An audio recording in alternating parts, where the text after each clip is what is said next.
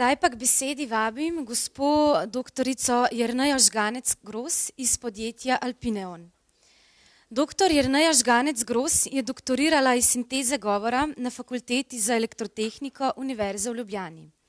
Po končanem podoktorskem študiju se je zaposlila v podjetjih Masterpoint in Alpineon, kjer usmerja razvojno-raziskovalno delo na področju govornih in slikovnih tehnologij ter biometrijo v raziskovalni skupini, sestavljeni iz vrhunskih strokovnjakov in raziskovalcev. Soavtor strokovnega prispevka Miro Romih je soustanovitelj podjetja Amebis, ki se ukvarja z razvojem izdelkov in storitev na področju jezikovnih tehnologij, kamor sodi tudi sinteza govora. V funkciji direktorja je sodeloval pravzaprav pri vseh projektih podjetja Amebis, tudi nekaterih mednarodnih, kot razvijalec pa deluje predvsem pri pripravi različnih jezikovnih virov, ki so nepogrešljivi del sintetizatorja govora. Dr. Jerneja Žganec-Gros bo spregovorila o razvoju slovenskega sintetizatorja govora. Izvolite. Kot je že uvodoma Zdravko omenil, je pri razvoju sinteze govora ta jezikovna komponenta, ki naslavlja posamezni jezik, ki ga obravnavamo, zelo pomembna. In jaz bom v svoji prezentaciji predstavila ne toliko, kako mi tehnološko stvari obvladujemo, da na koncu sproduciramo govor, o tem bo govora malo več v naslednjem predavanju, ampak predvsem, kje so zdaj tiste značilnosti jezika, ki jih moramo poznati, da lahko zgradimo sintetizator govora za nek določen jezik, in to bomo predstavljali na primeru slovenskega jezika. Zdaj, kot tukaj imam en zelo podoben sistem, kot ga je prej Zdravko omenil. Na začetku imamo procesiranje besedila, potem za posamezne glasove, za katere vemo, da jih mora sintetizator izgovoriti, izvedemo tako imenovano prozodijsko analizo. To pomeni, da za glas določimo, na kateri višini bo izgovorjen in s kakšnim trajanjem. In na koncu še stvorimo sam govorni signal, bodisi s korpusno sintezo ali pa s kakšnim drugim pristopom. Zdaj, prvi jezikovno specifični del v samem postopku se pojavi že pri sami predobdelavi besedila, lahko jo imenujemo tudi tokenizacija ali kako drugače. In sicer v tem delu najprej seveda se iz vhodnega besedila odstranijo vsi vnosi, ki ne vplivajo na samo izgovarjavo besedila, ker so za nas nepomembni. In na vhodu v sintetizator govora imamo torej zaporedje enih simbolov.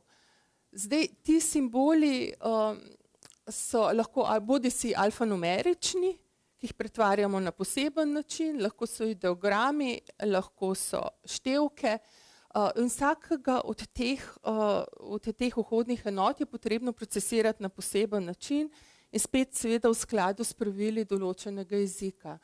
Tako naprimer alfanumerična zaporedja združujemo v besede, iščemo nize velikih črk, ki določamo pravilno njihovo izgovarjavo na nivoju akronimov, raznovrstnih okrajšav. Ideograme je potrebno opisati s polnimi besedami. Pri števnikih je pa še dodatna problematika, da je potrebno ugotoviti njihovo vrsto rabe, da gre bodisi za rabo da gre za vrstilne ali glavne števnike. Pri vrstilnih števnikih je potrebno določiti njihovo obrazilo, ki potem seveda se mora ujemati z odnosnico. Potem pri ločilih. Ločila so tudi en poseben zalogaj. Za ločila moramo ugotoviti njihovo skladenjsko ali neskladenjsko rabo, ker ločila oziroma recimo konkretno pika, znak pika, se ne uporablja vedno v skladenjski rabi, ne pomeni vedno konca stavka, lahko pomeni tudi konec okrajšave, oznako zaznamuje vrstilni števnik ali pa naprimer nastopa v vlogi decimalne pike. In zlasti pri ugotavljanju skladenjske rabe oziroma neskladenjske rabe ločil ter potem same vrste izgovorjave besed, glede na njihov pomen, je pa zelo pomembna stavčna pomenska analiza. In tukaj bi pa za hip prosila kolego Mirota, da mi priskoči na pomoč in razloži, kako to oni počnejo oziroma v čem je tukaj poglavitna problematika, kajti podjetje Amebis je zelo specializirano predvsem za to vrstne tehnologije. Hvala. Ja, torej mi se kot podjetje Amebis, ker se ukvarjamo z različnimi jezikovnimi tehnologijami, s prevajalniki, z slovničnimi pregledovalniki, prav gramatiki, v glavnem potrebujemo zelo dober analizator, ki uspe pravzaprav že kar pomensko analizirati besedilo, kar pa je pomembno tudi pri govorcu oziroma pri sintezi govora. Nažalost, ali pa kaj se vem kako, imamo pač jezik, kjer imamo ogromno prekrivanje določenih besednih oblik, ki se pa največkrat oziroma velikokrat tudi različno naglasijo glede na pomen v stavku. Sprav, če si pogledamo recimo neke osnovne primere, najbolj tipičen glagol je seveda biti in oblika je. Zdaj, v besedilu ne naglašujemo besed, kar pomeni, da mora na nek način program sam ugotoviti, sintetizator na vhodu, kako mora zdaj to besedo naglasiti glede na vsebino v bistvu v stavku, kaj glede na sosedne besede. Zdaj prva, mi avtomatsko preberemo Janez je dober ali pa Janez je banano. Za program to ni tako trivialno in s tem si pač pomagamo z nekimi, rekel, precej velikimi slovarji, kjer imamo opisane te tezavrske oziroma pomenske povezave, kaj nadpomenka, kaj podpomenka, potem z analizo različnih korpusov vemo, kako se besede povezujejo med seboj tipično, ampak še vedno potem treba glede na vrsto, besedno vrsto, oblike, tožilnike, rodilnike, imenovalnike in tako naprej, ali to glagol in tako naprej, kaj stoji pred čem, ugotoviti, kako pač naglasiti. Recimo primer je tudi ta, je tak kot on, pa če dodamo samo o, je tako kot on, to mi avtomatsko preberemo, program mora to seveda ugotoviti in veliko časa, pravzaprav največ časa na začetku porabimo pravzaprav za to analizo, ne, ki je sicer potem pripomore k kakovosti govora in je, je pa časovno zelo požrešna, ne, sploh za današnje računalnike oziroma za to tehnologijo, ki jo imamo. Potem je tak primer je še, tak je kot pravi kot, pa tak kot je pravi, ali tak kot je pravi kot. Se pravi, vidite, kot, ista beseda na različnih delih stavka se pač različno naglasuje. Ali pa cel svet, državni svet, kopal je otroka, kopal je Jarek. Potem so pa še recimo, to, kar je že Jerneja omenila, pri ločilih, recimo konkretno primer dvopičja, je tak, kjer se lahko v bistvu isti znak izgovori na zelo različne načine, ne. Recimo, če beremo, uporabimo lahko tudi znak, bi rekli zdaj dvopičje, ne. V drugem stavku bi rekli, rezultat tekme je bil 2:1, se pravi dvopičje prevedemo besedo proti. Koliko je 6 plus 4 deljeno z 2, ne. Se pravi dvopičje prevedemo besedo deljeno in pa barve so rdeča, modra, zelena, v tem primeru dvopičja niti ne izgovorimo, ne. Kar pomeni, da program pravzaprav mora sam ugotoviti, kaj in kako, kar je pa relativno težko, ampak do neke mere nam to uspeva, tako da ta leva stran to že deluje, desna pa pravzaprav preko čaka na seznamu, znamo jo realizirati, nismo jo pa še, tako da čaka boljših časov. Ja, zdaj pač v trenutnih sintetizatorjih govora za slovenščino, ko so na voljo tole desno stran, že nekako pač rečujemo s pomočjo enih heurističnih pravil, ne. Tako da medtem ko pri levi strani, za levo stran pa lahko to rečujemo bodisi analitično, tako kot je Miro opisal, lahko pa tudi tukaj uporabno korpusni pristop v primeru, da bi imeli dovolj označenih, ročno označenih ali pa korektno označenih korpusov, nam lahko precej pripomore k pravilni, k določanju pravilne oblike besed, tudi same statistične metode. Ampak Zato potrebujemo znanje v jeziku in jezikovne vire v jeziku, ponovno nekaj izrazito jezikovno specifičnega. Zdaj, ko smo enkrat vhodno besedilo spremenili v zaporedje izključno črkovnih nizov, gremo zdaj za vse te črkovne nize oziroma besede in imamo črkovne nize in še vedno ločila, seveda, ker jih potem še potrebujemo naprej v samem postopku sinteze.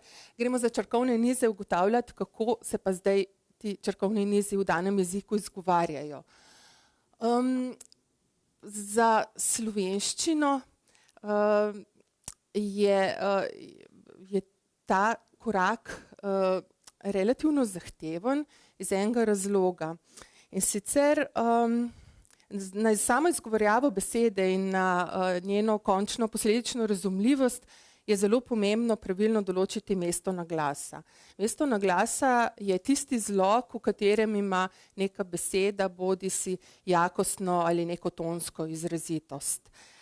In zdaj za slovenščino je na žalost značilno prosto mesto naglasa, za razliko od nekaterih jezikov, pri katerih dovolj natančno lahko napovemo, na kateri zlog bo naglašen, kot naprimer v francoščini je navadno naglašen zadnji zlog, medtem ko v hrvaščini ponavadi nikoli ni naglašen zadnji zlog, je za slovenščino to naglasno mesto v primerjavi z večino jezikov, ki smo jih obravnavali, dejansko težko napovedljivo oziroma je zelo specifično. In zato je tukaj potrebno temu koraku posvetiti posebno pozornost. Zdaj najbolj preprosta ideja, ki bo vsak takoj na njo pomislil, je pa dajmo kar vse besede opisati, ki imajo naglasa, ne, v slovenščini. To je seveda čisto legitimen pristop in pri tem uporabljamo jezikovne vire, tako imenovane slovarje izgovarjav, ki so opremljeni tako s samimi fonetičnimi prepisi besed na nivoju ki simulirajo akustično izgovarjavo besede. Nastopi pa težava pri tem, ker je jezik se stalno spreminja, v jezik prihajajo nove besede, tako da ne moremo dejansko vseh besed zaobjeti v teh slovarjih izgovarjav. Zato moramo poleg slovarjev izgovarjav teh jezikovnih virov uporabiti tudi samodejne pristopke, s katerimi poskušamo čim bolj pravilno napovedovati samo naglasno mesto. Potem tudi, ko enkrat že, recimo, če besedo najdemo v slovarju izgovarjav, besede, ko jih združujemo v slovenščini, se različno izgovarjajo glede na to, katera beseda sledi. Naprimer, tukaj prihaja do tako imenovanih premen po zvenečnosti, ko naprimer denimo beseda ob petkih, ob se izgovarja kot s p-jem, ker sledi potem beseda, ki se začenja z nezvenečim soglasnikom in tako naprej, tako da je treba tudi te artikulacijske korekcije upoštevati. Zdaj mogoče bi sam povedala, na začetku smo začeli z nekimi slovarji pogostih besed, slovarji izgovarjanja najpogostejših slovenskih besed, potem je bilo pa v zadnjem času razvitih kar nekaj jezikovnih virov, ki pokrivajo že praktično celotno slovensko besedišče. V Alpinonu smo razvili en slovar Sipron, ki temelji tako na slovenskem pravopisu in na SSKJ-ju in pač zajema vse besede, ki nastopajo v teh slovarjih, vsej različici možnih pregibnih oblik, dobimo približno malo manj kot 2 milijona vnosov je v tem slovarju izgovarjav. Tukaj še en primer, kako en slovar izgovarjav izgleda. Na levi strani imamo grafemski zapis besede, na desni pa fonetični prepis v tako imenovani Sampa abecedi, računalniško berljivi abecedi. Zdaj, glede na to, da, kot sem omenila, da slovar izgovorjav za slovenščino naš SIPRON obsega skoraj 2 milijona vnosov, je pravzaprav že kar obsežen tudi za eno računalniško pregledovanje, preiskovanje, sam zapis. Recimo, če bi želeli tako aplikacijo uporabiti na prenosnem telefonu, ki ima omejene pomnilniške resurse, je to lahko že kar precejšen izziv. Zato smo se zelo posvetili tudi postopkom, kako tak slovar učinkovito predstaviti v samem pomnilniku računalnika, ne da bi pri tem karkoli izgubljali na informaciji.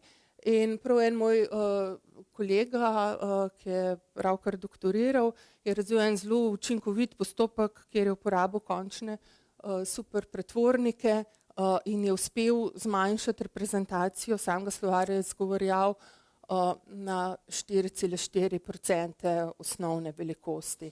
To ne gre za to, da bi mi zdaj želeli zazipati vhodni slovar, ker potem, ko ga potegnemo nazaj v pomnilnik računalnika, v delovni pomnilnik, ga imamo spet ponovno v polni obliki. To je že prav redukcija velikosti slovarja v samem delovnem pomnilniku. Potem sledi, torej, zdaj, če ne najdemo same besede v slovarju izgovorjav, to se pravi, gre za neko nevideno besedo za sintetizator govora, kot sem že omenila, moramo njeno izgovorjavo določati samodejno. Pri tem najprej poskušamo ugotoviti naglasno mesto te besede. Zdaj obstaja nekaj dovolj natančnih navodil, ki so jih že sami slovenisti zapisali kot izsledke svojih raziskav, katere pripone so bodisi niso nikoli naglašene, katere začetnice so vedno naglašene besede in tako naprej, ampak teh besed je razmeroma malo, teh pravil je razmeroma malo in pokrijejo majhen procent besed. Zato se tukaj poslužujemo po tem postopku v glavnem strojnega učenja, zelo veliko so na tem delali na inštitutu Jožef Štefan, imam pa tukaj tudi naše najnovejše rezultate, ne vem, so na neznanih vhodnih besedah 80% natančno določimo naglasno mesto, kar niti ni tako slabo. In potem je pa potrebno, ko enkrat vemo naglasno mesto, še določiti samo izgovorjavo besede, to pa je spet najlažje določiti bodisi s postopki strojnega učenja, ki so naučeni na samem slovarju izgovorjav, ali pa tudi s končnimi superpretvorniki.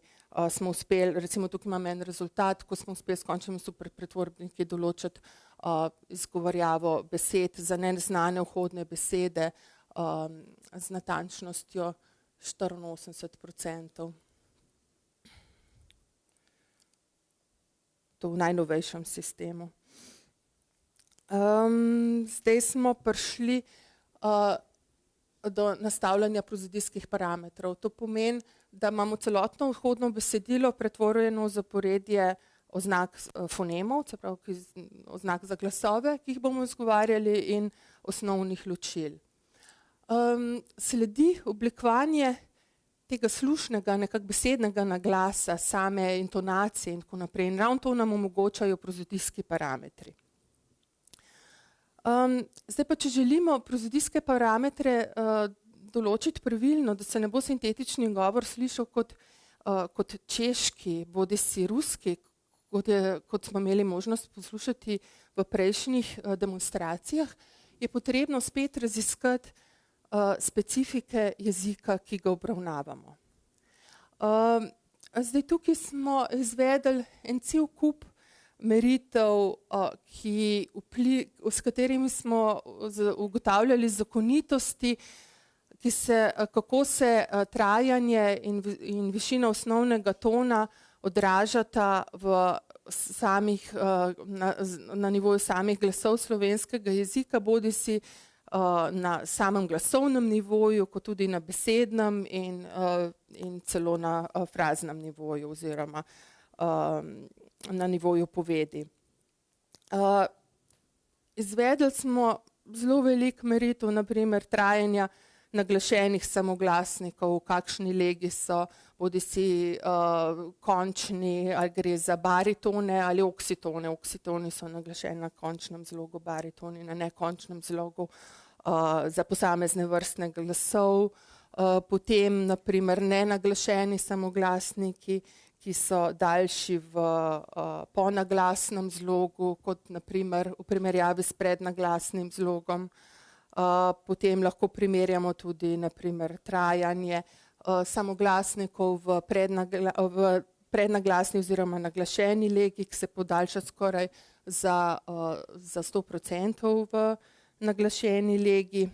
Enako smo opazovali sam tonski potek, to se pravi frekvenco, na kje je višino tona, na kateri posamezni glasi izgovarjamo, spet v različnih kontekstih, primerjali prednaglasne, ponaglasne lege.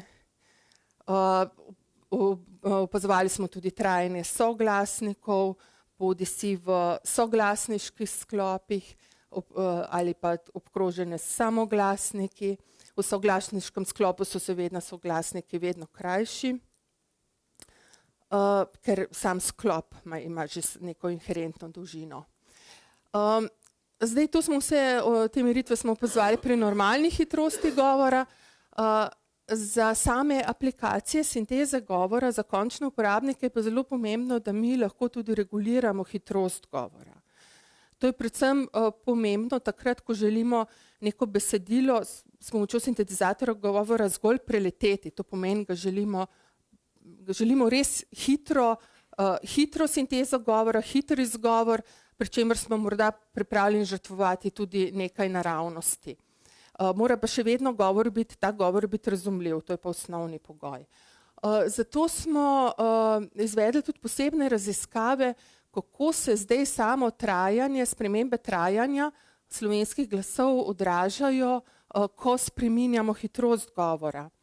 In smo posneli govorne posnetke z različnimi hitrostmi govora, isto besedilo in z analizo istoležnih parov in njihovega trajanja opazovali te zakonitosti in jih opisali z modeli. Tukaj imam samo eno rezultat ene kratke analize, naprimer same glasove smo razdelili tudi na fonemske komponente, tako so najkrajša skupina, tale rumena levo, so same zapore, naprimer pri pripornikih, pri zapornikih, potem imamo tukaj kratke samoglasnike, dolge samoglasnike, ki so najdaljši. Eno kratko analizo, kaj se zgodi, ko upočasnjujemo govor. Značilno je, da se tele odpore zapornikov prav nič ne spreminjajo dosti, ko spreminjamo hitrost govora. Vedno se relativno spreminjajo najmanj, medtem ko pri upočasnjevanju govora najbolj podaljšujemo zapore od teh zapornikov, pa kratke samoglasnike, dolge pa malo manj, ker so že inherentno dolgi sami po sebi. Seveda smo morali opazovati trajanje zlogov v najrazličnejših kontekstih.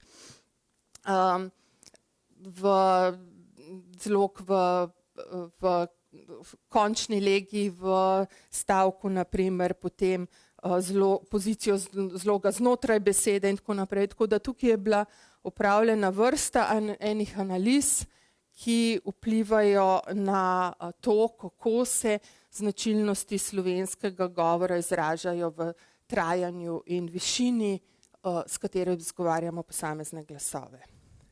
Zdaj, s pomočjo teh podatkov smo zgradili ustrezne modele, s katerimi potem napovedujemo trajanja in višine posameznih glasov. Moramo pa seveda ustrezno napovedati tudi trajanje premorov. To smo pa spet, te podatke smo pa ponovno pridobili z analizo gradiv. Tudi sam potek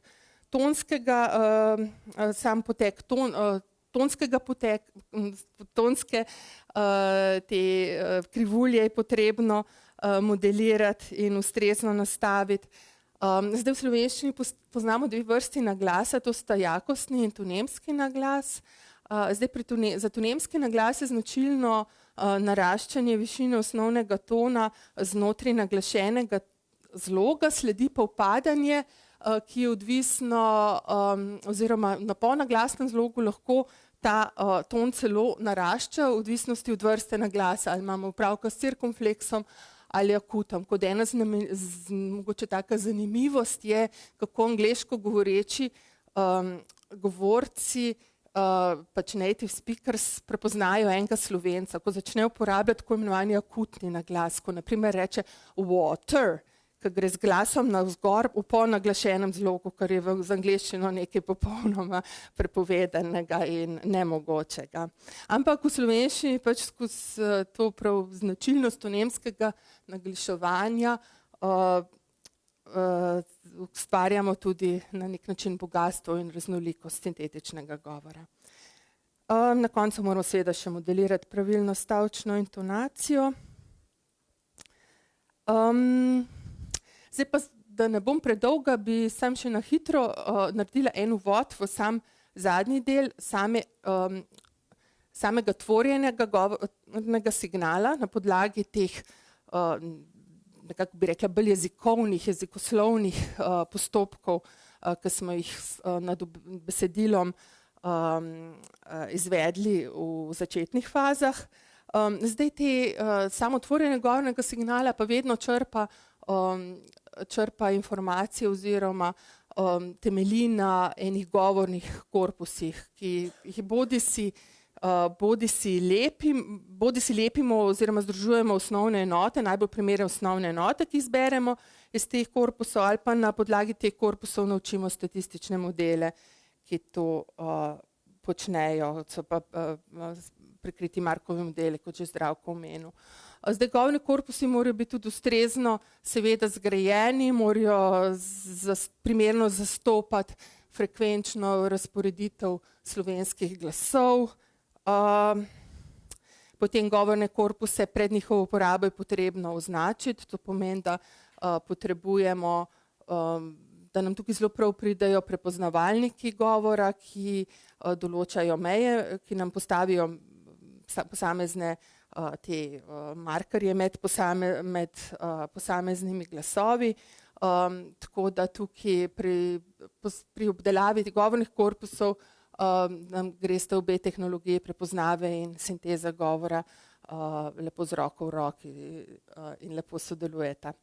Tako da zdaj jaz kaj več o govornem korpusu ne bi omenila, zato ker bo predstavljen en novejši poskus gradnje govornega korpusa še v zadnjem predavanju, pa bi zdaj na tej točki zaključila predstavitev jezikovnih specifičnosti sinteze govora, nadaljevali bomo pa s konkretnimi sistemi.